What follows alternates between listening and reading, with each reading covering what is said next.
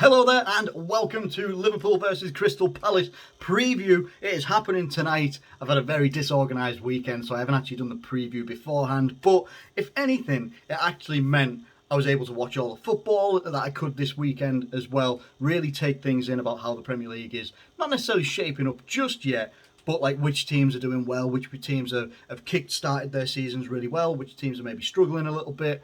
And I'm not using that opportunity to go in on Manchester United at all until we played tonight. A lot of people have jumped the gun already, posting memes and such like that.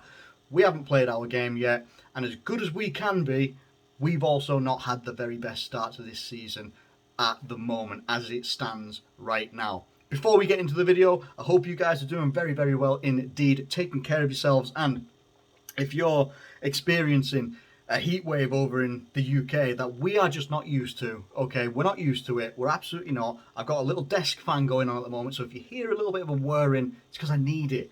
I need it. Where I work doesn't have aircon, right? So, and it sounds like a really first world problems, right? But aircon in a place where I work is absolutely necessary, and it just is not there. So it's been a really, really, really difficult morning. A really difficult morning. Oh my god, I do not handle. I need to go and live in Norway. I think because like apparently there's a place in Norway where there's only sunshine like 1 week of the year. That's me. That's my type of place. We're totally getting off track anyway, but genuinely hope that you guys are doing really, really well and hope you enjoy the preview here anyway. Get your thoughts in the comment section below. Let me know who you think is going to be starting for Liverpool tonight. I know that we've got another injury to talk about as well in Joel Matip. I've read nothing that says that he's going to be fit tonight, so it does look like we will be going back to the classic partnership of Virgil van Dijk and Joe Gomez with Ibrahima Konate out as well for a further couple of weeks. So we'll see what happens there as well. I want to talk about Palace first of all. Palace started the season, I wouldn't say in an unfortunate way. Look, Arsenal, they played Arsenal, they lost 2-0. Arsenal have started the season, I don't want to say like a house on fire. I think Man City have probably started the season like a house on fire, to be fair. Obviously, I think they've scored a lot of goals in their games, but they've come up against Arsenal, who look like a very decent attacking team at the moment. Gabriel Jesus has come in. Looks like a breath of fresh air for Arsenal, and they just seem to be in a very, very good moment right now. And Crystal Palace were on the end of it, first day of the season. Arsenal won that game 2-0, and it's one of those, isn't it? Like when I look at the game, one of the goals was actually an own goal by the centre back. I don't know how you say his name. I think he's English, but Mark Guehi, or however you say that name. I don't know how you do. Apologies. They had an injury in midfield as well to Czech Doucouré as well. It's one of those things. Palace will move on from this, and regardless of what happens against Liverpool tonight, they will still move forward. They will still progress. They've made, in my opinion, in terms of the change of style of football from Roy Hodgson to Patrick Vieira, it is fairly night and day. You can see that they're much more progressive. They want to move and work with the ball instead of being able to be like, right, guys, we're just going to hoof this ball and we're just going to, they don't do that anymore. Maybe they've still got it in the locker as well if they needed to get themselves out of trouble, just get that ball up front, and I think that could be one way that they try and exploit us. If you look at the players that they've got, likes of even Schlupp, Zaha, Eze, Odsonne Edouard as well, Jordan Ayew. While some of those players might not be the quickest players, if you get them in the right places and the timing is right in terms of a counter-attack against a team like Liverpool, then they could cause some problems for us. We saw the problems that we got caused by Fulham, who were very, very good. They were very, very good against us, while we were very, very poor as well. And that's not taking anything away from Fulham's performance, but we were nowhere near our level in that game. And it's been over a week since we played. That has to change tonight against Palace, because Palace will pose some problems. They will pose some difficulties for us as well. I absolutely, I don't doubt it. They've also got some very good fullbacks as well. Is it Tyrick Mitchell as well? He looks like a good left back as well. Nathaniel Klein, obviously former Liverpool player, as well is decent on his day. They could cause us some problems as well. I'm hoping if we see, you're going to see it within the first 5 or 10 minutes of this game. Very first 5 or 10 minutes in the first half, you'll see what sort of Liverpool is going to turn up. If it's the Liverpool that I hope will turn up in our starting 11, I'm hoping that we'll start a bit more on the front foot. The first game of the season at Anfield, they have to start on the front foot right from the very first minute, and unfortunately for them, right up until the last minute as well. It has to be that way. If Liverpool want to get involved in staying with, and I know it's a long season, this is only game number 2 for us, but we've got 2 Monday night footballs back to back. We've got Man United next week as well. So we need to be start picking up like the 3 points. It's not just about picking up points, maybe a point here, a point there. If you're going to be putting the title charge together and at least solidifying top 4, while a lot of teams have strengthened and are continuing to strengthen as well, you know, you see that battle between Tottenham and Spurs. It's the same team. Tottenham and Chelsea yesterday. You know, there's teams are finding different ways to win or not lose games, and that's going to be coming a lot more at the top 6. Well, most of the top 6, that'll be pretty much their objective, turning the losses into draws, turning draws into wins. And that's pretty much what Tottenham did yesterday. You know, and you're going to, you know, Man City, you can pretty much say they're going to be number 1 or 2 of the league. You know, it depends who's going to be up there with them. Can Arsenal stay the course, you know, or will injuries or something like that later on down the line, will that come back to bite them? You just don't know. You know, and the same thing goes with Tottenham and Chelsea as well, as it would go with us. Now, we are not doing very well with injuries at the moment. Let's see if we can just have a look at who's going to be... Oh, Jesus Christ, that's a list. Okie dokie. So, I'm going to read the whole list. Obviously, some of them wouldn't play anyway. Some of them would. Harvey Davis, Curtis Jones, Kelleher, Konate, Oxlade-Chamberlain, Diogo Jota, Thiago, Naby Keita, Tsimikas, and possibly, as well, Joel Matip in that one. So in terms of lineup, the predicted lineup that we've got here from SofaScore reads as follows.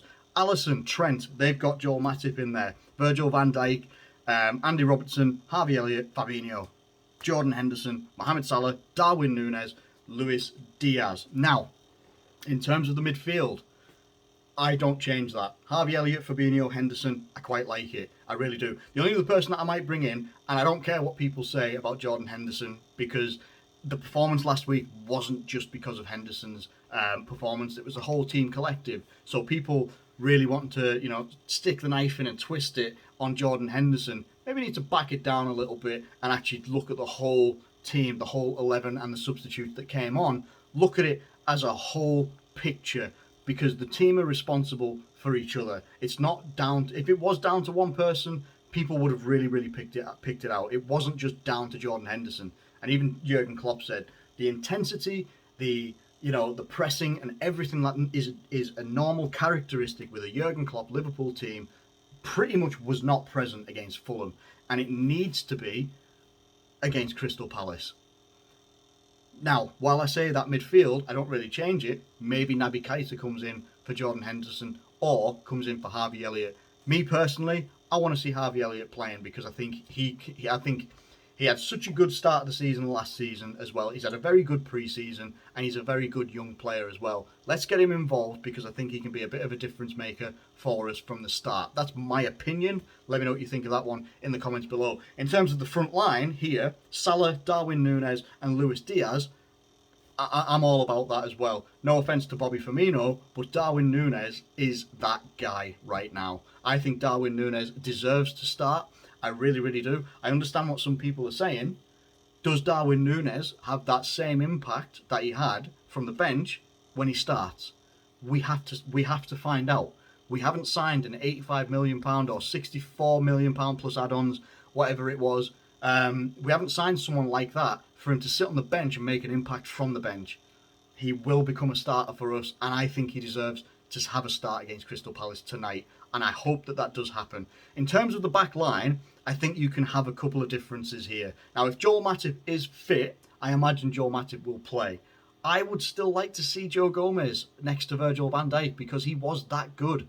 next to Virgil van Dijk as well. Like, people have very short memories, but I remember that partnership of Joe Gomez and Virgil van Dijk because it was only just a couple of years ago. It really wasn't that long ago, and that pairing was very, very good. It really, really was. Trent Alexander-Arnold at right back, absolutely. Andy Robertson at left back, I'm not sure. But with Tsimikas out, Andy Robertson will play. And that is absolutely nothing against Andy Robertson. Andy Robertson's a fantastic player. He really, really is. And I think when players slip up, whether it's your Andy Robertson or a Jordan Henderson or a Bobby Firmino, and they maybe don't perform to those world-class levels that people have, and that they're accustomed to, the heights that they can hit, if they're not hitting that, people go in far too hard. And I'm talking mainly about social media. Social media is the main culprit, I would say, and it's why I don't really pay attention to social media at all. I have my own opinions, and I'll stick by my own opinions. It just is how it is. I have my own mind. Other people have their own minds. I'm not here to sway anybody's opinion about anything whatsoever. I'm just here to give you my opinion. If you disagree with that, that's absolutely fine. And I don't hold anything against you. You're entitled to your opinion, and I support your ability to have an opinion. I don't even think that's the right sentence, but honestly, just have your opinion, and if you absolutely believe in it wholeheartedly, hold on to it. Don't let anyone change it for you, because no one will change my opinion on pretty much anything, because I'm a very stubborn person. So yeah, so I would like, if he announces that it's Joe Gomez tonight alongside Virgil van Dijk, I'm excited. If it's Joe Matip, I'm excited. I don't really mind. It's more about the attitude of the players and the way that we actually play. That's what I'm more interested in.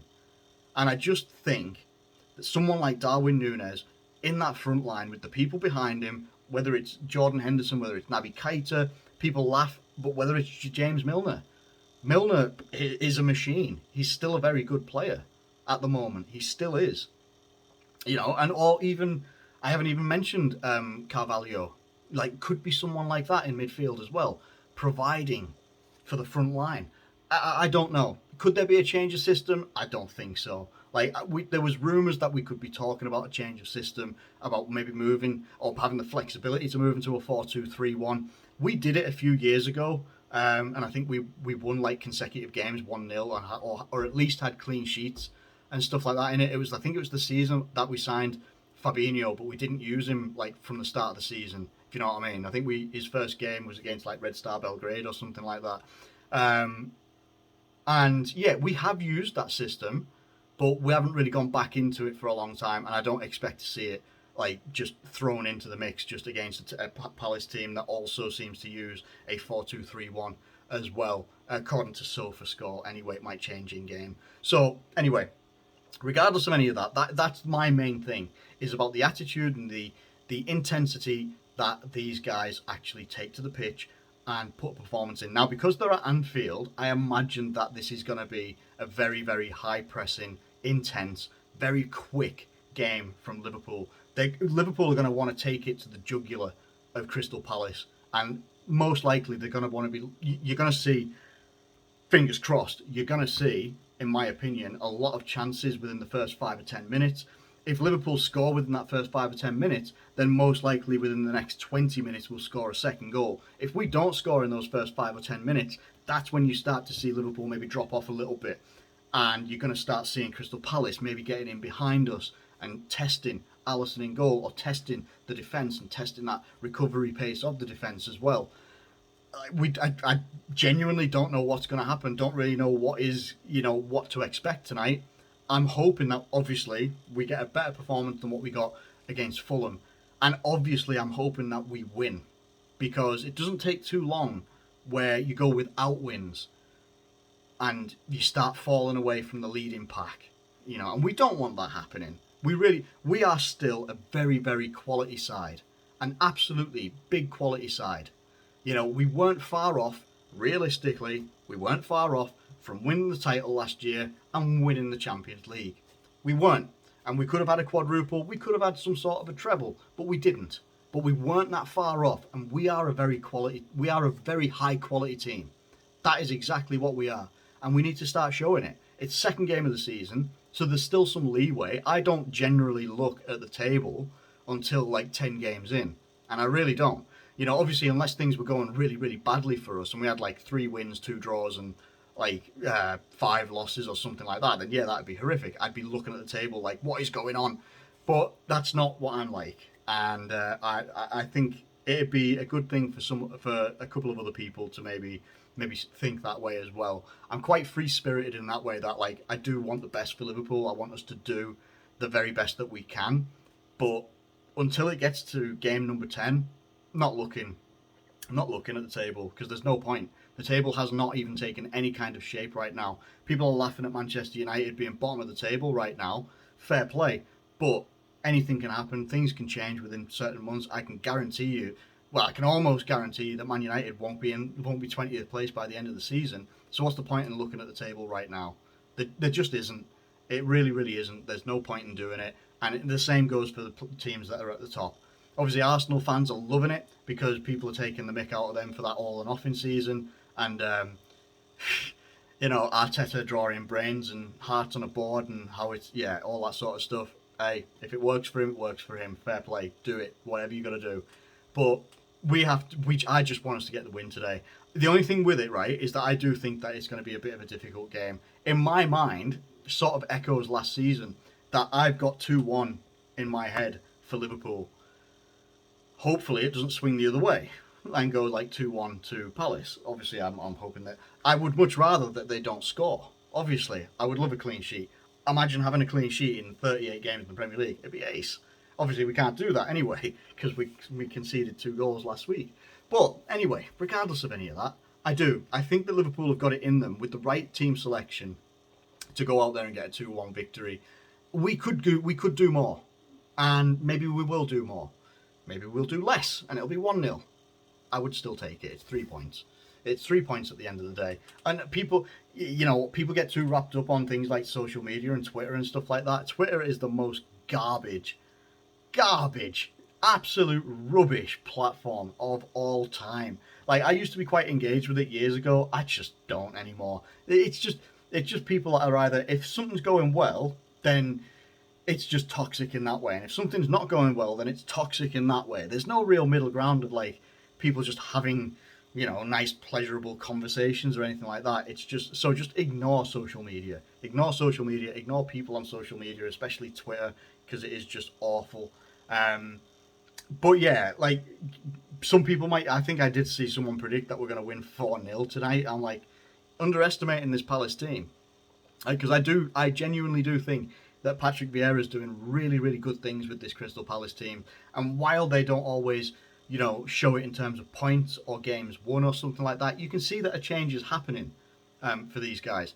We beat them in pre-season. I don't think that team in pre-season, I think they had some issues with getting people, you know, into countries or something like that. Maybe it was something to do with vaccine status or something like that. I'm not entirely sure. But the teams that they play, like they played us and they played against Man United, I think, in pre-season. And I think they were beaten both times. But the teams that they were able to put out weren't anywhere near what they would be able to put out in a normal Premier League game. So, you know, take that one with a pinch of salt. You know, like, I was going to say, like, Man United, in I think one of their pre-season games, they beat us 4-0.